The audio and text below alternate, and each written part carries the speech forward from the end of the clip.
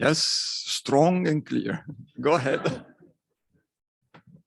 So hi everyone, thank you for having me today to talk about ESPRESSO. So as you probably know, ESPRESSO is the Hs spectrograph for rocky exoplanets and stable spectroscopic observations. It has been in operation since 2018, October 2018. As you can guess, ESPRESSO has been a whole adventure involving tens and tens of people. And so my goal today is not to go through the whole history of ESPRESSO. That would take way too long. So I chose today to focus on a few specific aspects that I thought would be of interest for this audience, instrumental and data reduction aspects in particular. So one thing that is specific to ESPRESSO that I want to mention here is that it can be attached to any of the 4 UT telescopes at the VLT, which gives it an increased flexibility in terms of scheduling, since you can actually benefit from more flexible scheduling and higher cadence, thanks to the fact that you can really pick any of the 4 UTs. What I want to start with, one prominent result from ESPRESSO that was published in 2020 by Alejandro Suarez Mascareño, who I believe is in the audience. It was the confirmation of Proxima B, and more generally on the ESPRESSO data on Proxima. So as you know, we managed to confirm Proxima B that was discovered with HARPS. And not only do we confirm the planet as it was announced, but also we managed to achieve a very good fit and also very low RMS, RV RMS around the solution of 27 centimeters per second. I don't know if you can see my mouse. When you model the RV time series with 1 Keplerian and one Gaussian process to model the stellar activity. Because of course, one really important aspect here in Proxima is to have a proper stellar activity model, because the rotational modulations in Proxima are important and have to be modeled. But with such a model, with a GP on a time scale of 80 days or something like that, which is the rotation period, you get down to this 27 centimeters per second. I thought it was interesting to use this M5 dwarf as an example, because I think we can really start from the idea that with an M5 dwarf, the granulation noise, supergranulation, but also P-mode oscillations are really reduced to a very low level. And you are left, I mean, the main stellar activity signal is on the rotational timescales, maybe half the rotation period and so on. But if you manage proper model on these timescales, then you can really try to see what are the instrumental limits, at least on short timescales. So I think this is also a good test of the real instrumental noise floor on short timescales.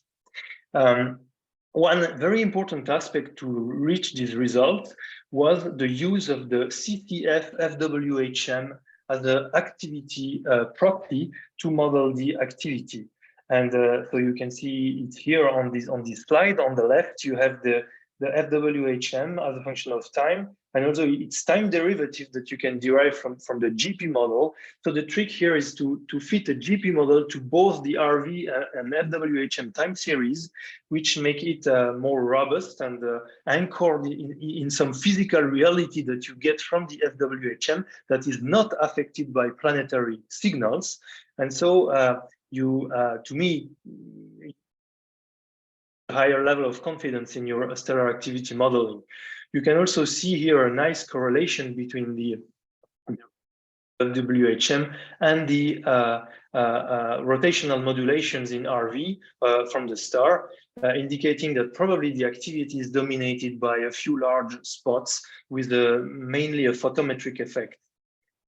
So the point I want to make here is that getting a very precise FWHM gives you a very useful activity proxy that is very powerful in modeling M-dwarf activity. And I'm still amazed today at how useful it is. And we see it not only on Proxima, but also on many M-dwarfs and K-dwarfs that we are observing with ESPRESSO.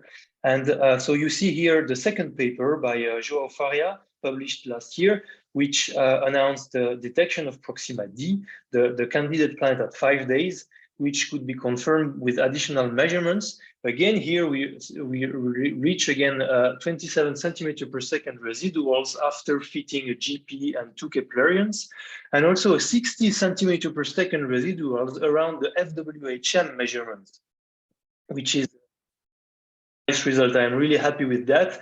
It required some, let's say, some work on the pipeline to get these FWHM measurements as stable as possible. And I want to mention two little things that are important here. For if you want to get these FWHM measurements with such a precision, you really need to be careful with the correction of the blue to red flux balance, which is key to stabilize this indicator. And also for M dwarfs, it's important to define a proper blue cutoff in the CCF mask. Otherwise, you are trying to correct for the bluest wavelengths, which are really not noisy and low signal to noise, and it will not work. So I thought it was important to mention those two things. So this was for this FWHM indicator, but now moving on, I wanted to bring a few more topics. One of them is the thorium FP wavelength calibration that we are using on ESPRESSO. So we are using thorium FP for precise RV work because basically they have been available since the beginning and they are covering the full wavelength range, which is not the case of the LFC at the moment. And so we are continuing with this thorium FP solution. So I'm not going into many details today because there will be a further talk by Tobias Schmidt on Tuesday morning and also a sprinter session on Tuesday afternoon where we can go into more details. I just want to say that we could really see the FP spacing variations being chromatic with time. And so at the beginning, as you see in green here, we were not correcting for a chromatic offset, but we were just fitting an achromatic term. And we could see with the horror, our RVs on Tau Ceti, for example, going down and down. When we managed to understand what was going on, what you see in orange here, and we managed to calibrate out these chromatic FP variations, we could get back decent RV time series for Tau Ceti and other stable stars. But more on that tomorrow. Aspect I wanted to bring today is the long story of the detector drifts on ESPRESSO. So for many years at the beginning, we had trouble with the blue detector, which was less stable than it should, and with drifts, high frequency drifts at the few meter per second level. Now, last year in May, we had a major cryostat intervention to fix actually this problem, which was caused by a 40 temperature sensor in the cryostat.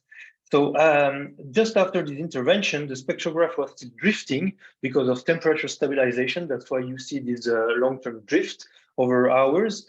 But the important aspect is that the blue detector oscillations were now down to a few tens of centimeters per second, so much below than before. And the red detector has always been very good, as you can see from the RMS around the linear drift, 11 centimeters per second for the blue, 4 centimeters per second for the red. And looking at the differential drift between the two fibers, you get to the photon noise level, basically, which is at about 2 centimeters per second. So we reached that level over several hours, which means that everything now is working fine. At least we were hoping so. Just to tell you that there are always some surprises, as you know, in this business. While we were making sure that everything was fine, there were still some glitches that we could see, in particular on the red detector. And it took some more time to actually find out what was the problem. The problem was a 40 temperature controller this time. Before it was the sensor, now it was the controller. So we also had to fix the temperature controller. And now I am happy to announce that all this has been fixed after several years of searching and fine-tuning. And so now we really have behavior at the 10 centimeter per second level of both detectors. Another aspect, completely different, I wanted to mention today as well, is the sky subtraction. This is a subject that we don't discuss very often in these EPRV meetings. I just take an example here. Is K2105 is a candidate that we're following with ESPRESSO. And so in orange, you see the sky subtracted RVs. In blue, the non-sky subtracted RVs. Most of the time, they overlap each other, so you don't really see anything. But there is one outlier in this series that you can see at the top right corner of the plot with 100 meters per second offset with respect to the corresponding sky subtracted point. So what's going on there? I wanted to show you that. So now we have the pipeline is producing the two two CCF, so the sky subtracted CCF and the non-sky subtracted one. What you can see here is the order by order CCF. So you can see the CCF dip at the center of each order. You can see a bright spot here that should not be there. If you look at what's going on fiber B, so you have the CCFB product here from the pipeline, you do see this bright spot as well at the same location. So something is going on in the background. One more minute, Christophe. And so when you're looking at the sky subtracted CCF, you see that we managed to get rid of that. It was actually due to a mercury lamp, that was left on, probably in the combined Coude lab of ESPRESSO. So just to tell you that it's not only for sky background, but also for these kind of problems. And I also wanted to mention the moonlight contamination that you can see on this zoom up view here. So you can see these points here in blue and orange that are offset by maybe 5 meters per second. Those are contaminated by moonlight. And so you can see that when you look at the CCF again. If you look at the sky background CCF, you will see the moonlight the CCF from the moonlight, and so that is nicely subtracted when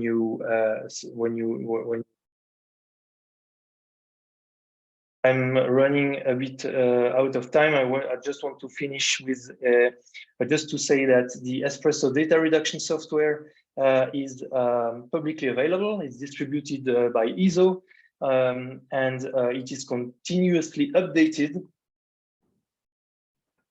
There will be further updates. In particular, we are going to implement automatic theoretic correction based on the method by Romain Allard that he will describe in his talk on Tuesday. Thank you very much.